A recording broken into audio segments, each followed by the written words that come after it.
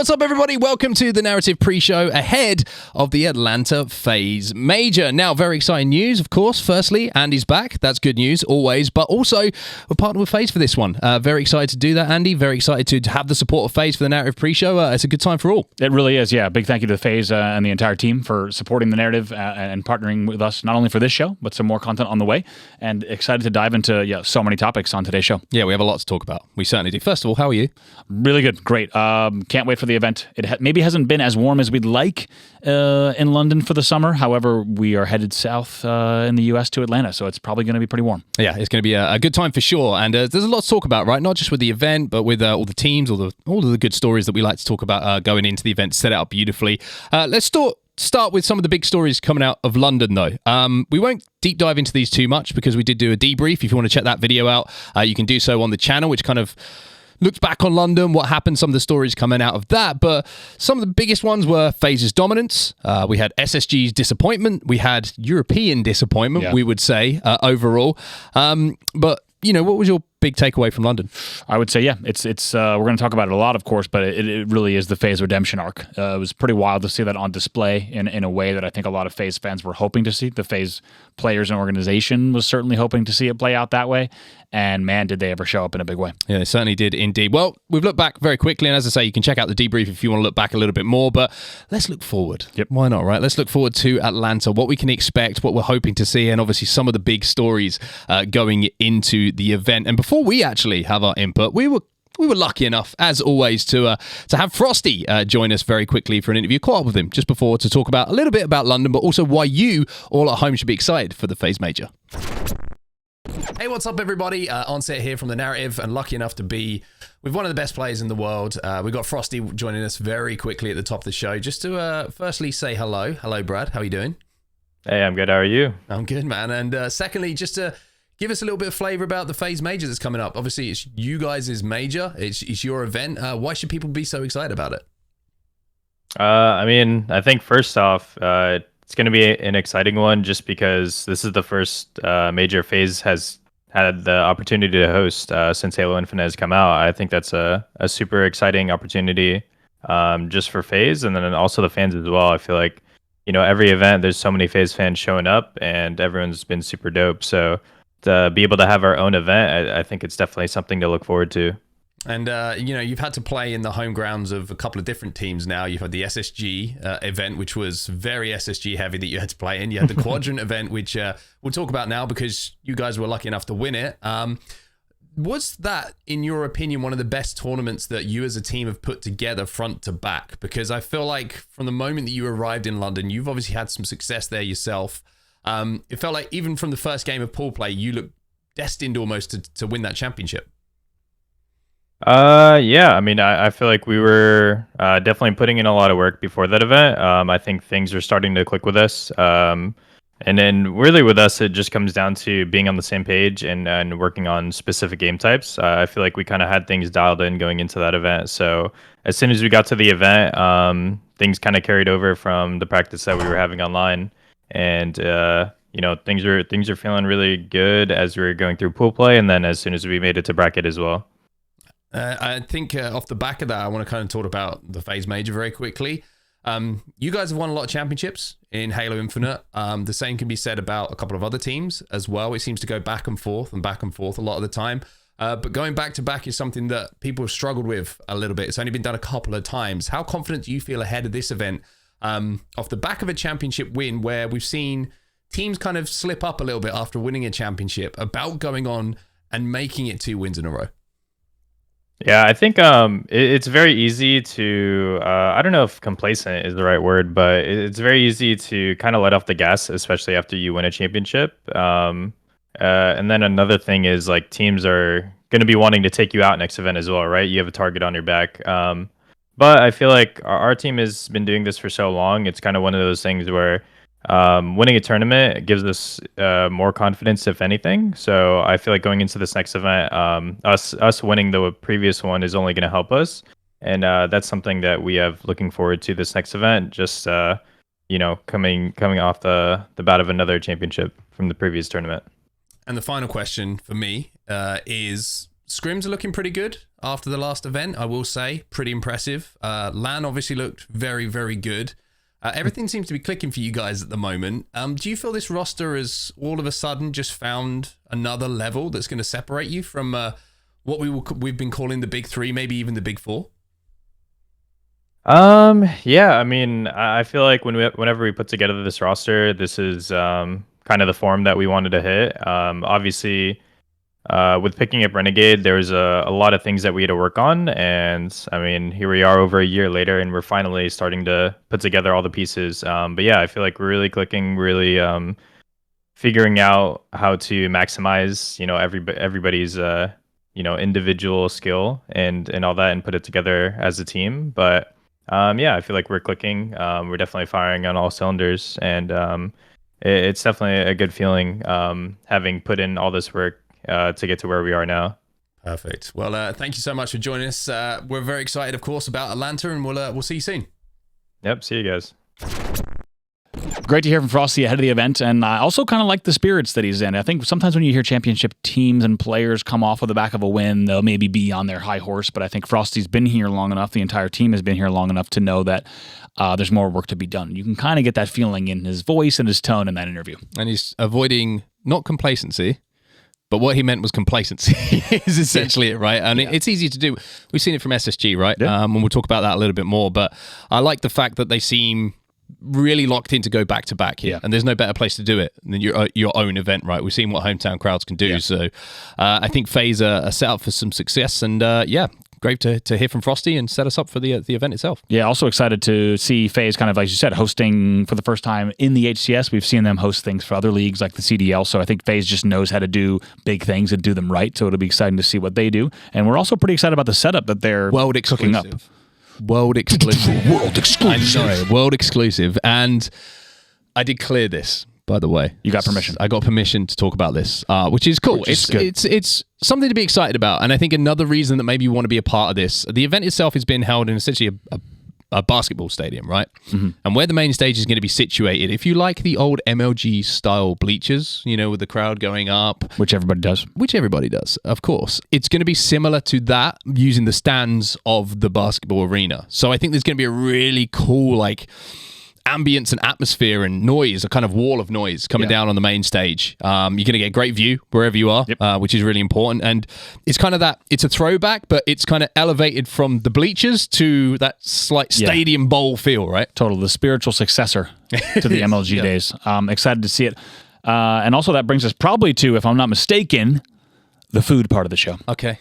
Does it? Go on. I have two things. The first one, we've been there before. Atlanta Breakfast Club. Fantastic breakfast spot. We haven't been there for so long now. When the last time Halo was in Atlanta was 2018? Yeah. 6 years ago? Which feels like yesterday. The fact that is 6 years ago is not good for anyone. It's definitely not good for us. No. Definitely not good for us. I had hair. A lot of things were different. Yeah, a lot of things were different in our lives. Atlanta Breakfast Club, amazing Southern style. You got biscuits and gravy. You've got chicken and waffles. You've got all the classics. Pancakes. Oh, the pancakes. Everything you need. Everything you need. We had a fantastic time at Atlanta Breakfast Club. And we've also tried to get a recommendation from the hometown hero himself. Why not be casting, a.k.a. why not be finding a great place to eat in Atlanta? And we hope that Tony will deliver. And what do you got for us, Tony? What do you got?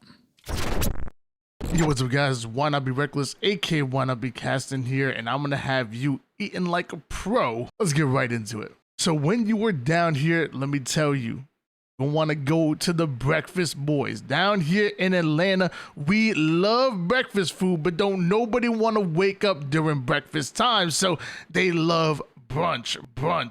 You're going to want to experience the chicken and waffles. You're going to want to experience red velvet pancakes, almost like cupcakes, red velvet pancakes. You're going to want to experience, the mac and cheese. And of course, it's going to be a little bit outside your comfort zone a little bit, but try yourself some catfish or some shrimp, grits, and eggs. I know a lot of you guys are probably thinking that's crazy, but again, remember, we're traveling. Next up, Soul Damn Good. Oh my gosh. Again, I'm going to bring up mac and cheese, but hey, down here in the South, you know we do mac and cheese right.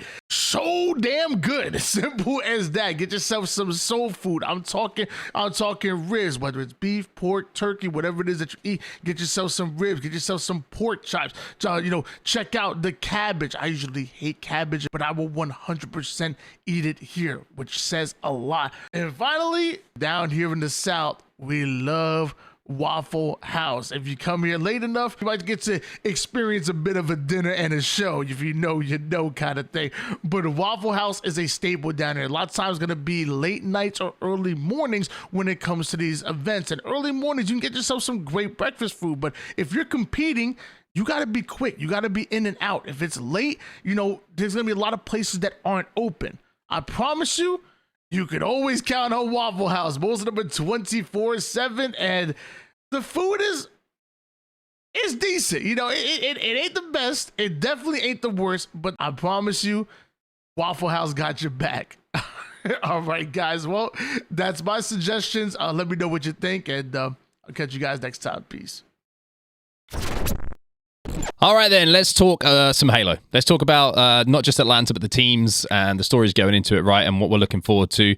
Let's start off with FaZe. We have to, understandably. They are the defending champions going into their own event, and hometown crowd is always an interesting thing to talk about, right, because it can go one of two ways. SSG that we saw at their event, it was the first event that they won as SSG. It was a huge bias in the crowd. It was a big hometown crowd that really you felt propelled them towards that championship. Yeah.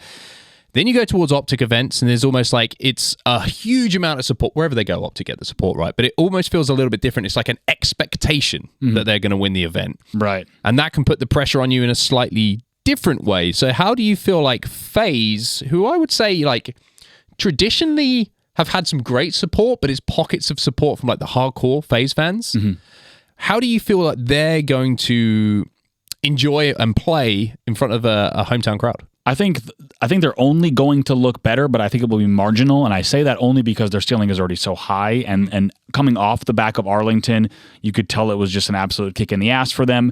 And I already think that mentally this team is looking so strong, as we saw on paper results as well. They're already looking so good. So I think any boost that they get is going to be something like a Frosty or a Renegade just getting that much more, 10% more hyped from a hometown crowd, and they'll play just that much better. But just to use kind of relative numbers, I think they're already going to be playing at 95% or higher, right? And I think maybe they get a 5% boost in that case to get to 100%, or maybe even higher than their ceiling if they're going to go kind of past that threshold. So I think that they can only play better. I think it can only be a small boost. Only be a boost, but I think it will only be a small one because they're already going to be coming into the event with the focus that they need. Yeah, it's an interesting one. I think Royal 2 is going to be a player who really feeds off of it. Yeah. I think he's certainly a player that maybe doesn't get talked about by feeding off of energy and crowd and all that kind of stuff, but Renegade as well, because he's as an outlier statistically, when we're always looking for those outliers statistically, right? Something that jumps out to you. His statistics when it comes to grand finals they're out on their own. Yeah. Like he plays better the bigger the series. And I feel like I don't know what it is about him. When you're just watching someone and it's like there's this will, there's this drive, like they are winning regardless. Yep. And they know that they've got this opportunity to do so, and he seizes it.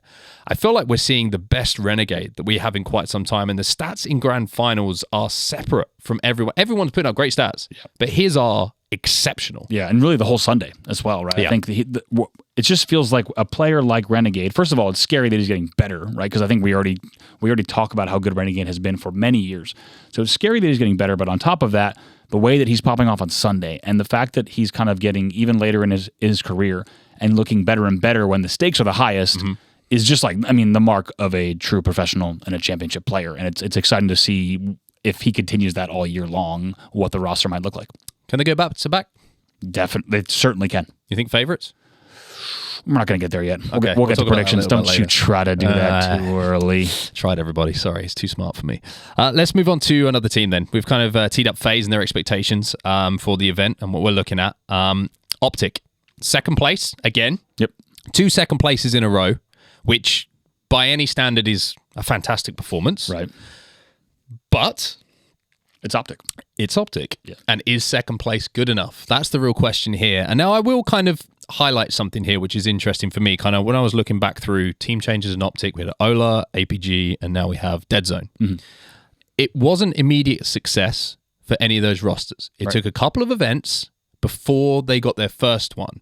And I would say picking up a new player, it changes a lot for your team, right? It changes the interactions, the chemistry, what positions you expect players to be on, what damage you play, all this kind of stuff. And I feel like making it through to a grand finals, and also in doing so in the first two events, beating FaZe, beating SSG, who are your two closest rivals, is something that OpTic should be looking at and going, this is a good sign for us. Off the back of that, is this a second place curse? And if they don't win the next one and they're in a final again, do you see this lineup make it to the next event? Oh, okay, interesting. Yeah, agree. There's a question of this is right if this has been good trajectory for the team or a second place curse. I think I agree with that question. If they place second again, I don't have a team change necessarily in my cards. And what I mean by that is it hasn't even crossed my mind that would be the next step. I imagine the team would have to fall a bit lower for them to start considering a change with another second, because I still think right now they've only lost to two teams, right? If you really think about who they've also beaten, right, in tournament play, exactly. Yeah. And the teams that they've lost to in these events, they've also beaten at other events in terms of the first two events of the year. So, right, and in Arlington they lose to SSG twice. In London, they lose to FaZe twice. So if you look at their brackets, there's not a ton of things where you can poke major holes at. Like, yes, they're on the receiving end of 3-0s and things like that, but for me, I don't see an immediate team change if they play second again. But what about you, since you asked the question? It's an interesting one. I think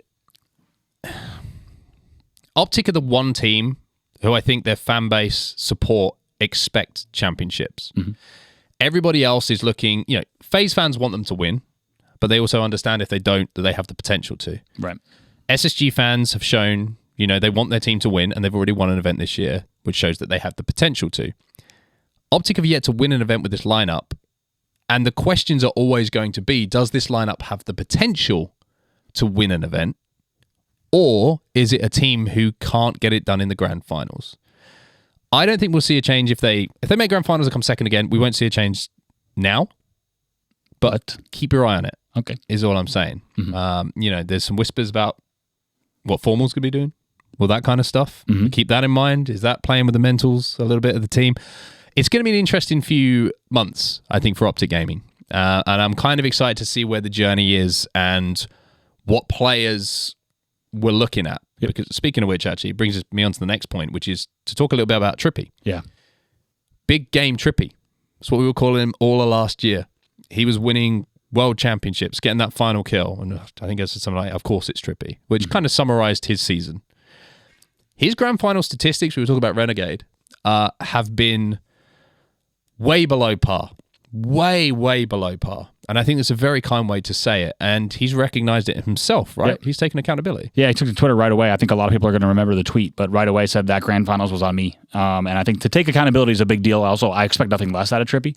But I agree. I think it's a little bit of a fork in the road, and he's kind of put that there himself, which I think that I have a lot of respect for. And kind of by taking accountability for those grand finals, he's clearly laid out two different paths, right? Is it a different result for them, or is it the same result? And what do his, not just numbers look like, but what do his in-game performances look like? So he's taken the accountability, and I think exciting to see what he might be able to do, because I don't think there's questions about his talent. I think it's more so questions about how is this team gelling right now. Yeah, I think he's finding the role on the team. That's what I think he's been struggling with a little bit, because I think historically he would play off of a lot of APG's damage that he was putting down. APG, an amazing communicator, one of the best communicators in the game.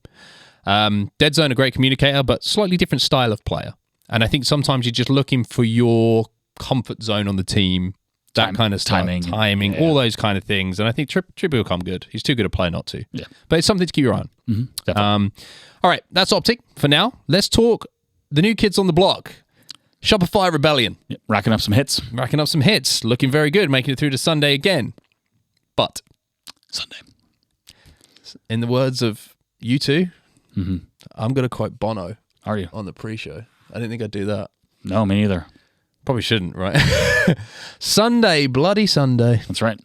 I'll say a quote Sunday Alan Scaries- Partridge instead. That's better. Sunday Scaries as well, for a more modern reference. It seems like, I mean, obviously in London, a very tough Sunday for Shopify. I think we should mention, right, top 3 for this team.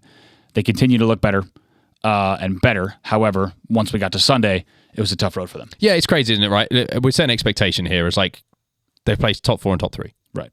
Fantastic. Yeah, I think it's testament to how good they look, the fact that we're now dialing in on their Sunday, and the fact that they got 3-0'd back to back. This is the next thing, isn't it? Right. It's like, hey, I think for anyone who's wondering that if this sounds like harsh against Shopify, it's like, no. Welcome to the big leagues. Yep. You're now one of the big dogs, and this is what Sundays look like, and here's how people are going to start looking at the games. And to be on the receiving end of 2 3-0s is a tough way to go through Sunday. I think they're still going to come out of the event with a lot of momentum, confidence for the year, and they should.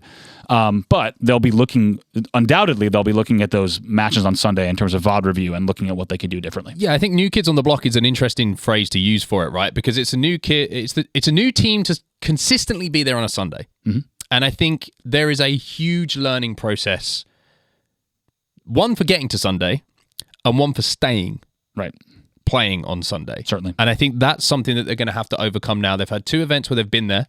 They've got a little bit of experience now. Yes, London was a disappointment, not just with the exit on the Sunday, but the fact they didn't put a game on the board was a little bit... It's tough way to go, yeah. But again, there's a huge amount to learn from those series. And we always say, like, you play OpTic FaZe and SSG on a Sunday, it's different to playing them any other day. Right. And let's not forget, we should mention here, because we haven't mentioned it in this show specifically, we talked about it on the debrief, of course, but let's not forget that the Shopify team 3-0'd Space Station and Winners, right? So when we talk about... They can get it done. Right. They continue to be a very exciting team to watch, a team that is just has proved that they are worth supporting and rooting for. And to come off top 3 is massive.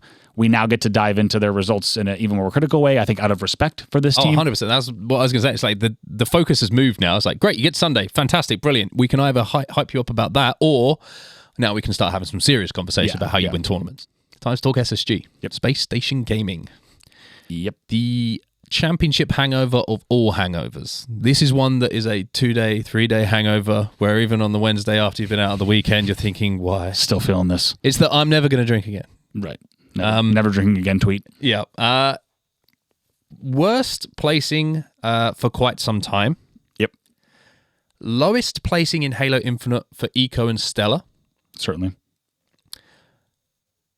Thoughts? I think, for SSG, it's interesting because you look at the bracket and you try to find, was this a game type thing? Was this a team matchup thing? What exactly might have led to this, specifically because they went 9-1 in pool play in Arlington and then won the event. They went 9-1 in pool play in London and then immediately tripped hitting bracket play. Right? You and I were casting the series versus Sentinels where they had to reverse sweep. I think you and I at the time didn't view that as a sign, but maybe we should have. That things weren't exactly as they should be in the SSG camp. Because then they go on to get 3-0'd by Shopify Rebellion, and then they have to reverse sweep Quadrant. Yeah. Not just, as you reminded me as we were talking about it, not just a reverse sweep, but down 1-0 in Oddball. Game 3 reverse sweep. It's the ultimate reverse sweep for a number of reasons. 1, 2-0 down. 1, they are 1-0 down in rounds in Oddball. And they have an entire room wanting their blood. That's how I would see it. A nation. A nation, a continent. Yeah. Some of the toughest conditions to ever win a series from. And I think we actually have to give them quite a lot of respect for coming through that series and managing to stay alive. It's true. I think... think about what their placement could have been without that. Exactly where my head went. Yeah. For better or worse, Space Station could have exited this tournament so early, right? Look at, like we just said, had to reverse sweep, get 3-0'd, reverse sweep. This could have been disastrous, and I shudder to even think about, right? You would never think about saying things like top 6, top 8, heaven forbid, even further out for Space Station. So they did well to keep things somewhat respectable. I think people are still shocked by how low it is coming off of a win to go to 4th.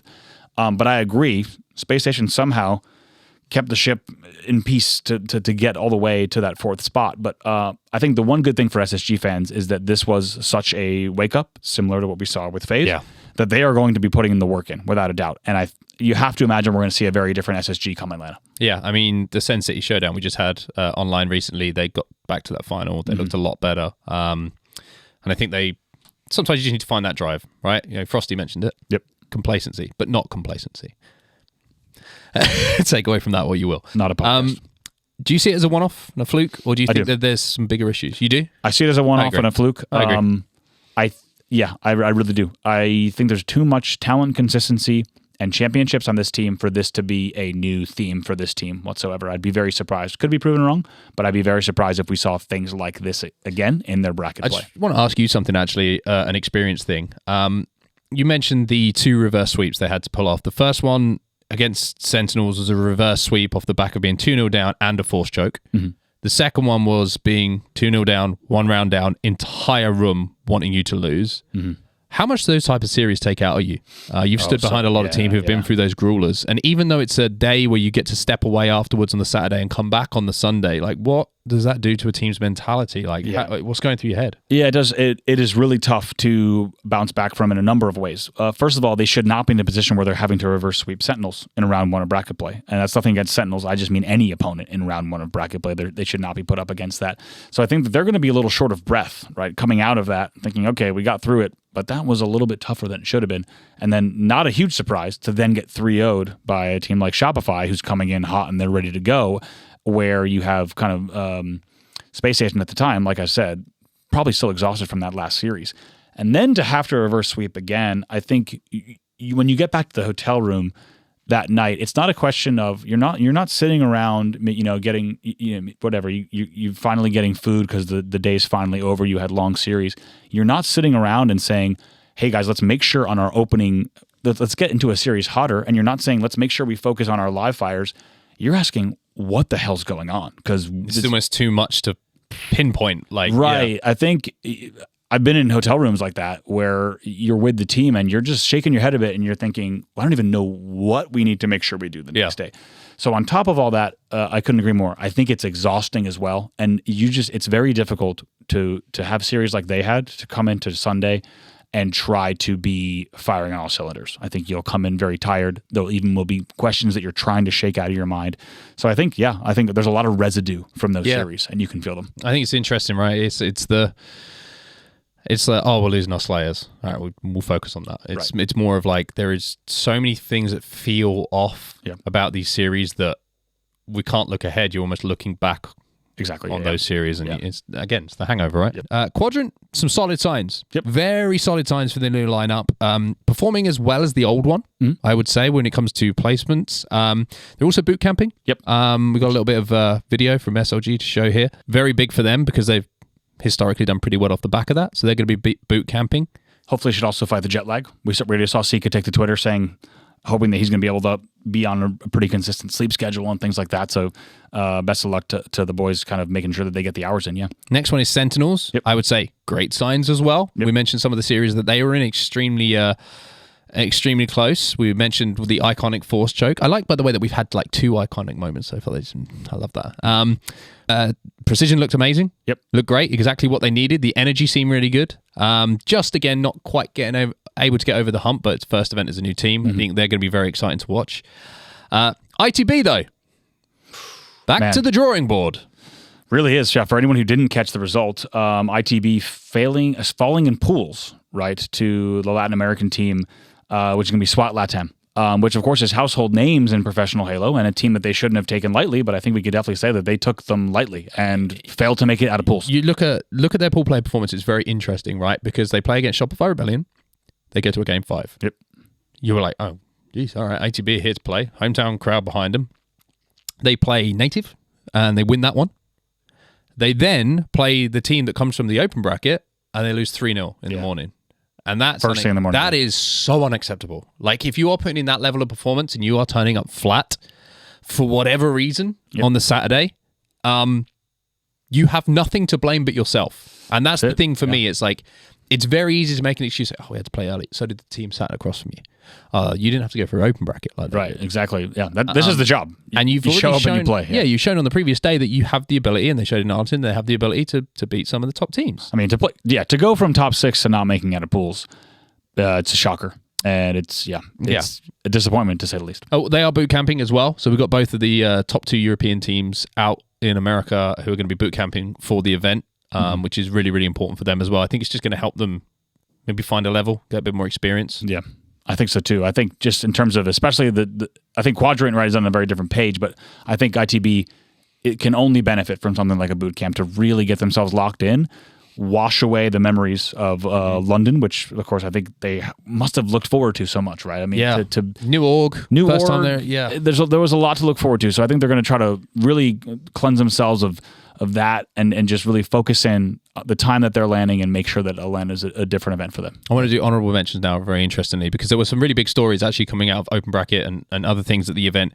Shout out to the Mind Freak boys. Yep. The ANZ team made it out of Open directly into pool play for the first time in Infinite, which is, directly from Open Bracket into pool play, not from a regionally allocated position, which is great for them. I think it's a really big moment. Yeah, it is. And I think also just so much respect for the region. I think year in, year out, these guys are an event in and out, just putting in the time to represent the region. And, there's been a tug of war back and forth between top names in the region for the last few years. And I think exciting to see what they might be able to build momentum-wise from that, right? Yeah. I think to have a run like that that they can be proud of, I think is maybe a little bit of a piece of the puzzle. And we've already seen what's happened in Europe over the course, now don't get me wrong, over the course of a 5 to 10 year period, right? Yep. It took a while for Europe to be in the place that they are and European talent to be constantly at the top of the conversation.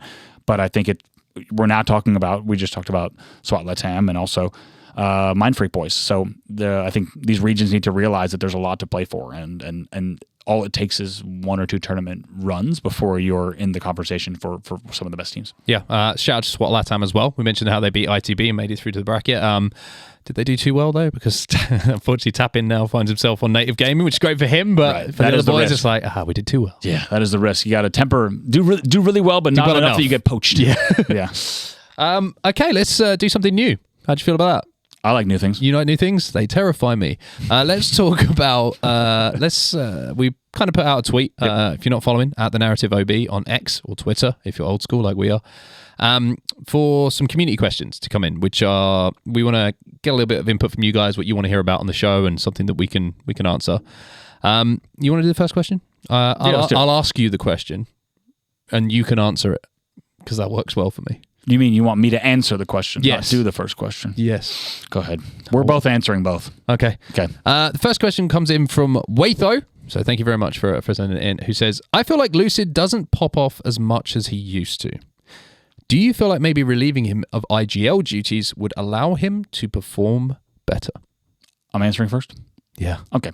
I'm going to make you answer too. It's an interesting question, I think, as you said. Thanks to Waitho for answering it. It's an interesting question because it actually hasn't crossed my mind because once you watch a lot of Lucid POV, both listen-ins and his stream, it feels like there is a connection between his game knowledge, his IGLing, and the decisions he makes, even when he's making the right calls or when he's making the right calls and is frustrated by either teammates or matchmaking teammates. It's all, to me, one picture and one Lucid, right? So especially if you and I have casted a bunch of battle royales as well, where the IGL role is a bit different, and you can almost separate IGLing versus not IGLing a little bit easier in a BR than you can in Halo. To me, it's all one picture, and Lucid's communication is likely to be the same, whether he's in the IGL role, if you will, or not. So for me, I don't think relieving him of the IGL duties specifically would allow him to perform better, whereas historically there are players who that did apply to. A player like Neighbor, right? The less that Neighbor needed to talk on the right straight ripping rosters, the more he was in the back of your lobby and in your power-up and killing everything while the flag's being ran. So that's an example of a player, of kind of a player in their prime where that did apply. I don't think it applies to Lucid. Curious what you think. I think it's so difficult to find players who have the individual skill and ability that Lucid does, but also have the foresight and the communication and the bigger picture in their head, that you are going to lose one of the biggest OpTic Gaming strengths if you tell him exactly or ask someone else to step into that role. I don't know if exactly. Yeah. And I think he is not going to play better or worse without that responsibility. Like you say, I think that it's just ingrained in the way that he communicates. There's going to be this natural energy. I think the one thing that he maybe could be helped with a little bit that would allow him to be a bit more free is just some energy in the communication around him. Because I feel like Lucid plays his best and he makes some of the best play calls for his team when there's good energy around him, Right. and he feels a lot more confident. People are putting in good energy. We always say, like, there's ways to say things, right? You can say the same sentence, but there's two ways that you can relay the information. Yeah. And if you say it in a positive way, then the ability to make a positive decision based off of that is a lot easier. If someone says to you, hey, there's 2 cuts, then you go, instead of, oh, it's 2 cuts. Right. It's like, what your decision is, hey, there's 2 cuts. Let's play for these guys. You know what I mean? And if it's, oh, it's 2 cuts, it's like, oh, let's not go cuts because we don't want to die. And it's so simple things. And I think that's a lot for him. And also when it comes to him not popping up as much, you got to remember that it's a new season, new weapons. Sandbox has been chalked down a little bit. Yep. Not a lot of players are having those enormous games in the way that they were. It feels like 1 per series. Maybe you'll see a player go off. Right. Yeah. It's a lot more even when it comes to slays. So yeah, a great question. Hopefully that gives you a little bit of an insight on what we're thinking. But second question, you want to relay this one and I'll answer first? That sounds good. I'm worried about my sentences now. How to say things properly. I'm always worried about how to say things, which is terrible. Second question comes from Melimus Prime. He asks, with the Legend making moves over to NA and having had some success already, do you think other NA teams will look to poach someone from EU? And if so, who would be your standout candidates? Interesting, isn't it? Because Legend was, I would say, somewhat of a European anomaly. He was that good. Yeah. I think Wootum is up there. Yep. There may be some questions about M&K on a top team, but for the amount of hours he's played and the insanely consistent, like, he's always top of damage. Yep. Because he can shoot 3 directions while other people can only shoot 1. He's certainly one to watch. And the other one I'd say to watch moving forward is Seeker as well, actually. Seeker, I think, is an incredibly intelligent, talented player. And I think he could be maybe someone to look at. Yeah, for me, I think my first gut reaction to the question is that it's very rare that someone would see Legend. I think teams would see Legend doing well, and then their thought would be, let's check out Europe. I think Legend was he was regionless, right? He was just one of the best players in the game, and it didn't matter what country, what planet he came from, people were going to want to pick him up. That was irrelevant to the decision. It really was, and I think that's still going to be the case largely. I think, for example, like you said, if there was an opening on any of these top teams, the way that list gets built is simply raw talent. I do think there is a small marginal, maybe psychological effect that is worth noting where maybe your top teams would be slightly more willing to consider an EU player that they might have otherwise overlooked because of the Legend success story. Yes. Which I think it's small, but it's non-negligible. So I do think that there is a cultural impact and psychological impact, if you will, throughout the league, and maybe even that is a historical kind of little notch in the timeline where teams will now say, if there's a 50-50 toss-up between 2 players, a Sika and someone who's NA-based, previously they might have said, I'm worried about language barrier, I'm worried about region, how are we going to get that player over here? Do we have the resources for our org to get them? Yeah. That might now be smoothed over, right? That might be a little bit easier now where people are like, well, look what Legend did. So I think it could be this little kind of minor thing that changes things, but doesn't all of a sudden say, right, with people kind of getting aboard a ship and looking at the European coastline and saying, there must be some good players over here. Yeah. I don't think you're going to get that. Yeah, I think it's a really good point, actually, how that cultural shift has happened thanks to the success of one player. Yeah. I think it makes it more viable for that player pool to become open. Yeah. Okay, I think that's all of the community questions we're going to hit for now. Mikowski, I saw that they sent a load in as well. Hopefully we covered those in some of in the things we were show. talking in the show. So thank you for sending those in, brother. Appreciate that. Predictions.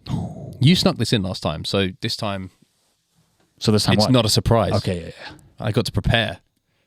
Did you prepare? I'm going to let you go. Absolutely not. No, me neither. I think this one's tough to call, but I'm going to let you make your call first. What do you want to do? Winner or top? Let's do top 4 teams who get to Sunday. Top 4 in order. Yeah. No, top 1. Look, it's in the run of show. We talked about this previously. Each predict a winner for the event. Come on, man. This is sorry. It's in the run of show. You should have disagreed a few days ago. Watch this, everybody. He's left it open so I can add. Nope. Don't do it. And more. This is not a fast food menu. It's true. Event and more actually sounds delicious. Sounds like a catering company, actually. Okay, you go first. Who's winning this one? I already told you to go first. You tried to pull a whole FaZe Jedi gonna win the mind event. trick. What do you want? FaZe? Yeah. Tell me why. Because serious time. They won the last event in the most dominant way that we've seen in quite some time. They were absolute dog shit at oddball before last event, and they looked much better, and they were winning it in the Sensei throwdown. Yep. So that's their weaknesses starting to be addressed, and their strengths are not getting any weaker. Also been incredibly impressed with their ability to change pace between game types that require it. For example, if you go from an Argyle flag to a live fire whatever. stronghold, Yeah. their ability to not get caught up in the momentum and the pace of the last game and separate what game type by game type and execution on the game plan and the speed at which they want to play, I think other teams are struggling to do a little bit.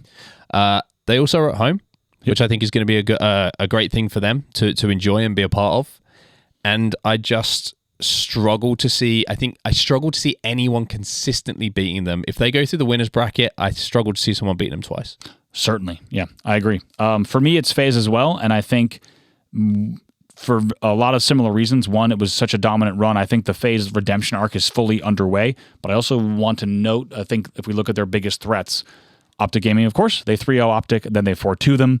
That's off the back of being 3-0'd twice in Arlington. So like it's just a total momentum shift and like a power dynamic, a psychological advantage, so many things that are that have them placing over OpTic. Of course, the next biggest threat is going to either be SSG or Shopify, depending on how you feel about those two teams. Clearly, SSG has work to do, and I don't think that they're going to get back in. And also FaZe, I believe, 3-0'd Shopify as well. They did in London. So if we look at FaZe's biggest threats, none of them are knocking on the door in a significant way, and FaZe looks this good right now. I just want to touch on something. We get predictions now. Interesting that you say, like, we're talking about a top four with Shopify being the fourth. I think we would both agree on that. Like, as in, like, the four teams we're looking to make through to Sunday. Now, there's within both of them within the top four, but not necessarily the fourth spot. No order. So you're looking at SSG, OpTic, FaZe, Shopify Rebellion. The big four. Very interesting. In pool play, Shopify and Sentinels are in the same group. Yep. That bracket, and whoever wins that series and gets the better bracket, could decide who is there on the Sunday. Because if Shopify lose to Sentinels in pool play and come second in the pool, then that road becomes very, very tough because you're playing one of the top seeds of the other groups. Like, it's that, in my opinion, is the biggest pool play series we have seen in quite some time. Not just for the closeness of how good teams are, but for the implications of what team could make it to Sunday. And even where our team goes from there, right? I mean, this could have a domino effect of several events. So I couldn't agree more. It's a big series, and I can't wait to see it. All right. Well, I think we're pretty much done. I think we covered pretty much everything. A huge thank you for everyone who's watching. Don't forget to subscribe as well. If you have, just press that little button down below. It really helps us out. Make sure you follow us on all the socials at The Narrative OB as well. And a huge thank you as well to FaZe Clan for partnering with us for this pre-show and some other cool stuff we've got cooking up for the event. It's going to be a good time, man. Every time an event comes up, it's like it gets there a little bit quicker than you expect. Yeah. And then it's like, okay, it's time to go. It's always a good feeling, a good surprise. I think you and I felt the same way, right? In just a few days' time, we'll be on a plane and getting to the next event, and couldn't be more excited. Can't wait. All right, let's do this thing. Let's wrap this up. Thank you again for everyone for watching. Thank you to FaZe for supporting The Narrative, and we'll see you in person, or if you're watching at home, wherever you're going to be watching the Atlanta FaZe Major, we'll see you there, and hopefully it's going to be a good time. See you soon.